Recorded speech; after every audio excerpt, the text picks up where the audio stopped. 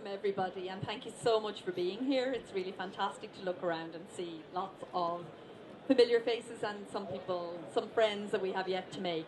You're really welcome to this launch that I think, and I am obviously speaking from the biased position of this series editor, but I do think this is a really important publication. We have seen at the Author HQ today, and we have seen London Book Fair already this morning, and yesterday even at Digital Minds, and last year and at BEA, and online, and everywhere you care to look, everywhere where books are sold and bought and read, indies are there, and they are doing amazing work. And there are a number of challenges that come from essentially working within a system that is very different to how books were brought to readers before. And there's a fantastic infrastructure out there of libraries, of book reviewers, of prizes and awards, and all sorts of ways, all sorts of people who love books, who are passionate about books, and who act as a bridge between writer and reader.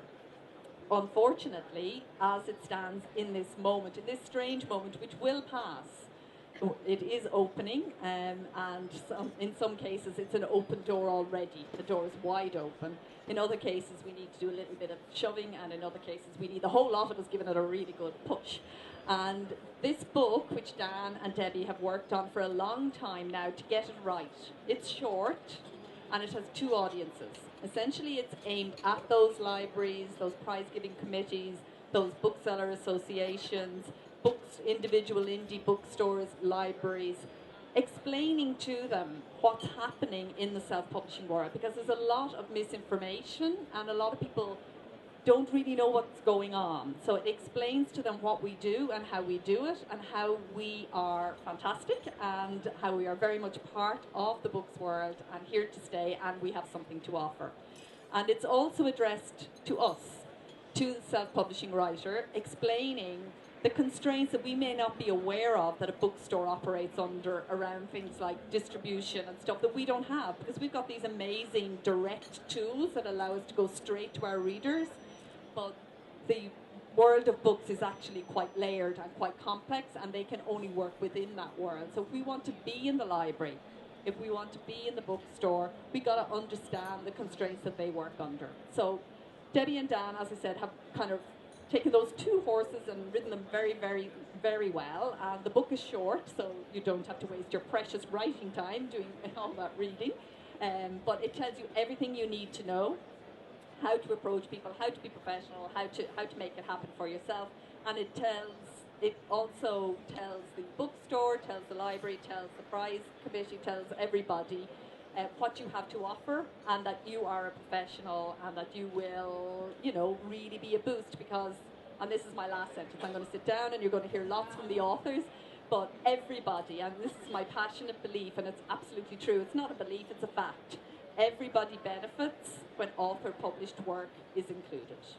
So over to these two wonderful indie authors now, who are going to tell you why they did what they did with this book and what you can expect in reading it. And thank you again for being here. And of course, thank you to Kobo for having us.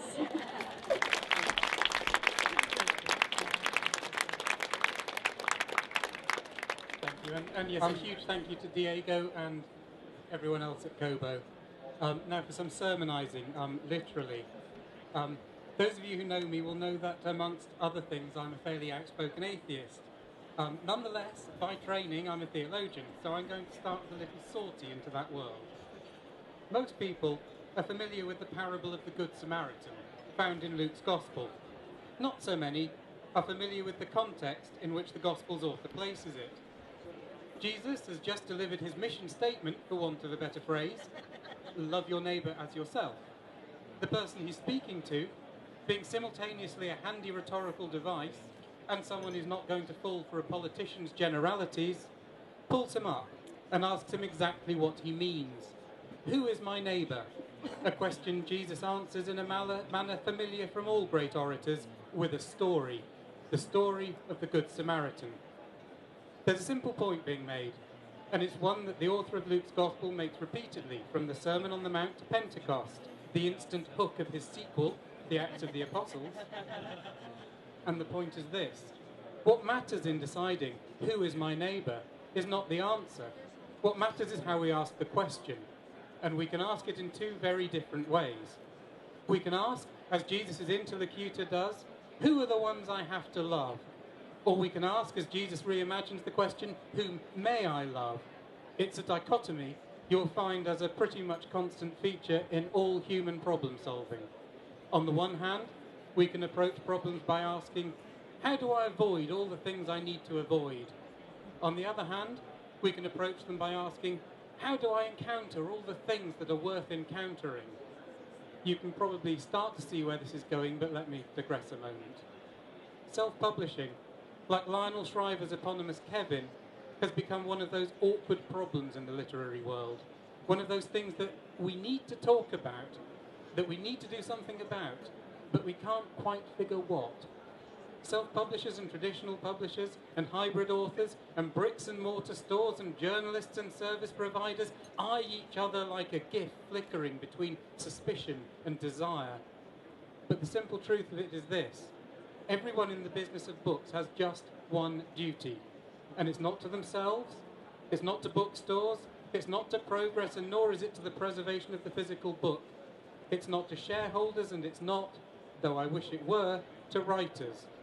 Every one of us has a duty to readers, to those who read avidly, that they keep coming back for more, to those who might one day read, that the experience brings something wonderful to their lives, to those who have never read before, that they discover worlds that they could never have imagined, to those to whom books are the most precious thing in the world, that we never disappoint them, and to those who believe adamantly that books are not and could never be for them, that we provide them with the means to discover they were wrong.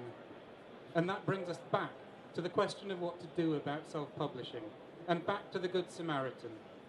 Each of us, in the business of books, can ask the question, it turns out, in two ways. Just like we can ask, who is my neighbour? We can ask, how do we keep all the bad books out? Or we can ask, how do we make sure we let all the good books in? And the simple truth is you can't do both. You can never do both. But the problem is, when you put those questions on most people's, they sound just the same. And those simple syllogisms that won't sit at ease together are the reason why we can never decide what to do about self-publishing.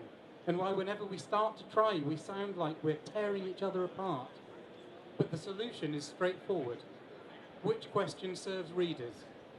Now, of course, there's a different combination of readers and industry cogs for every shade of grey. But if each sector in the industry keeps its eye first, last, and only on its readers, and asks the self-publishing question in respect of them, we will very soon get on the right collective footing. And I want to finish by speaking very briefly about the part of the industry that really matters to me most, the one that made me want to get involved in this wonderful project, and the one that makes me more convinced than ever of the need for our campaign. The literary media loves to be the second to discover the next new thing. Journalists love the thrill and the kudos of being the one to break the story about something or someone original and exciting, but they are driven by the fear and finger-pointing of being the one who backed a dud. And so they persist in steering the middle ground, relentlessly ignoring the wild, the brilliant, the flamboyant, and the flawed. In other words, systematically averting their gaze from what self-publishing does best. In this world, readers will never be sold a pup, but they will never be exposed to something truly astounding and life-changing either. This is a world that asks the wrong question. This is a world that protects readers from the bad. This is a world that denies the reader whole swathes of the outstanding. This is a world that has to change, and this is why Open Up to Indie Authors is essential.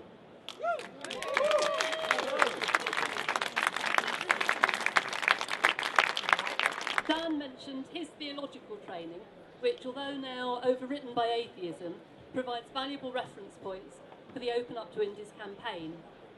I'd like now to touch on my own background, because it shaped the way I approached the task of co-authoring this book with Dan and Orna. As my bio in the book explains, I fell into self-publishing almost by accident. Like curious Alice falling down the rabbit hole, I stepped out one day and found myself in this extraordinary wonderland in which old laws had been overturned, new rules were rising up, and I could never be entirely sure what was coming next. The Alice analogy is particularly apposite, not because not only are Alice's Adventures my favourite books of all time, but also Lewis Carroll self-published them. And having discovered self-publishing, my life, like Alice's, will never be the same again. This has to be the most exciting age ever in which to be an author. Sadly, I was persuaded by my school careers advisors long before the heady arrival of the modern self-publishing age that my childhood ambition to become an author was unrealistic. I therefore channeled my love of writing into a career largely spent in public relations. Now, public relations is all about fostering mutual understanding and cooperation between clients and the various parties who determine their success.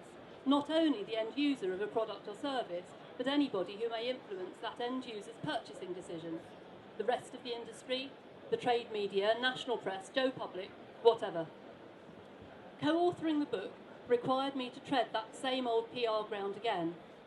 It was an exercise in stepping beyond my self-published author's mindset to empathise with the parties that influence that important end user of all authors' products, readers. It was about viewing the bookshop from behind the till, seeing the literary festival from the frantic desk of the event manager, perceiving librarians as more than just the people who stamp your ticket.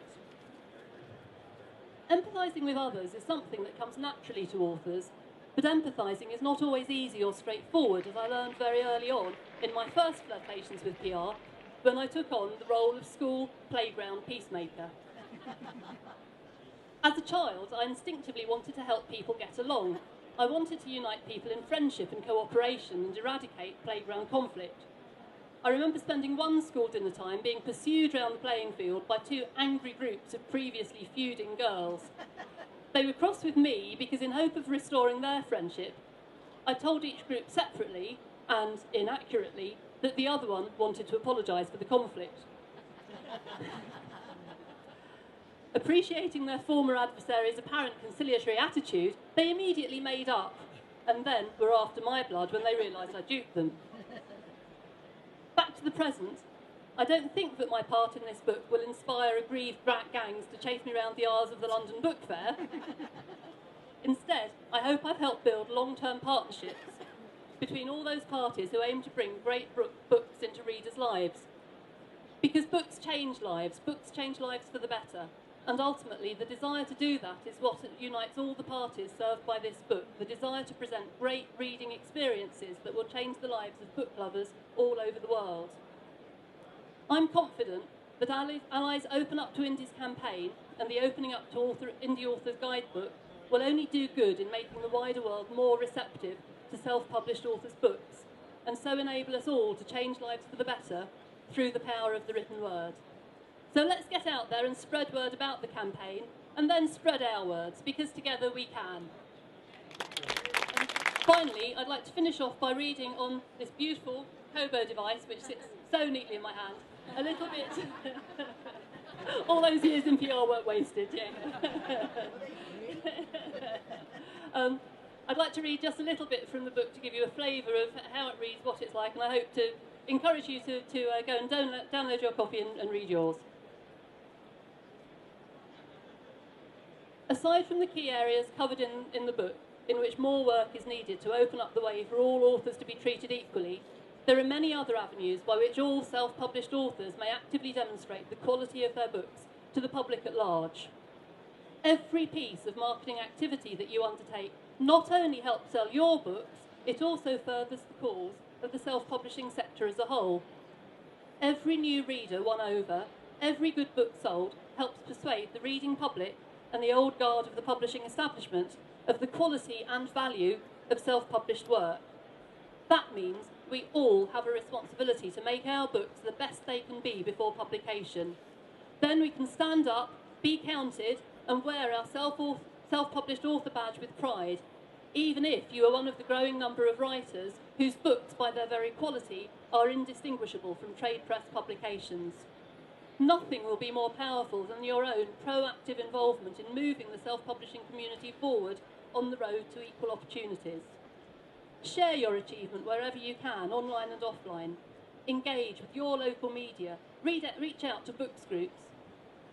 Connect with your neighbourhood libraries and bookstores and festivals. Reach out further via free book missions, book crossing, books on the underground and books on the subway. Aim high and help each other. Every self-published author is an ambassador for the Open Up to Indie Authors campaign, and no self-published author is an island. Spread the word of our great movement however you can. You have much of which to be proud.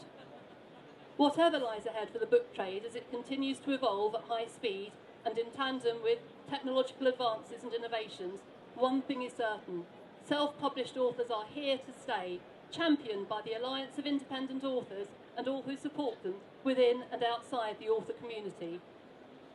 In this book, we have addressed the most important areas in which self-published authors seek recognition on an equal footing with their trade-published peers. We hope that the candid and constructive overview offered by this book will encourage all parties discussed to work together for their mutual benefit. We all share a common bond, the desire to bring great books to readers, who are the ultimate judges of our work and its merit. Please sign the Open Up to Indies petition. No matter where you fit in this jigsaw, we warmly invite you to sign our petition to help us further the Open Up to Indies campaign. We also welcome comments, clarifications, updates or additions to any section of the book so that we may update it regularly and keep it representative of the current state of the industry. And finally, to close on a light and up-to-the-minute note, here's one indication of the ever-strengthening foothold of self-publishing within the book trade. In the new remake of the long-running television series Murder, She Wrote, the amateur sleuth heroine will be not a trade-published writer like the original Jessica Fletcher, played so memorably by Angela Lansbury, but an author who has just self-published her debut novel. We're hoping she signed our petition. I think I'm right in saying those of you who want to download your beautiful Kobos and your Kobo apps, if you do so at the book fair, using the QR code on these beautifully made flyers, you'll get a 50% discount. So do come. We have lots of these lovely things here. And finally, promise, absolutely finally, Debbie mentioned our petition, and if you saw the little thing that Bookseller did on us this morning, they said that we have 9,000 signatures on our petition. Actually, we have 900, but we're aiming for 10,000. So go to change.org, and it literally takes 2 minutes, and it's just about registering your name and saying you think that you would like these organisations to open up to indie authors. So thank you for being here. I think there's food and coffee and things circulating, and I'm handing over to Diego.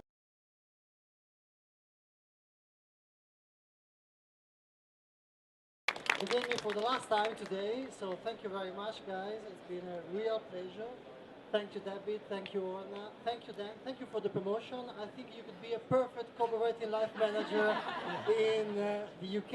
It's very good to see so many friends today here. Thank you very much again.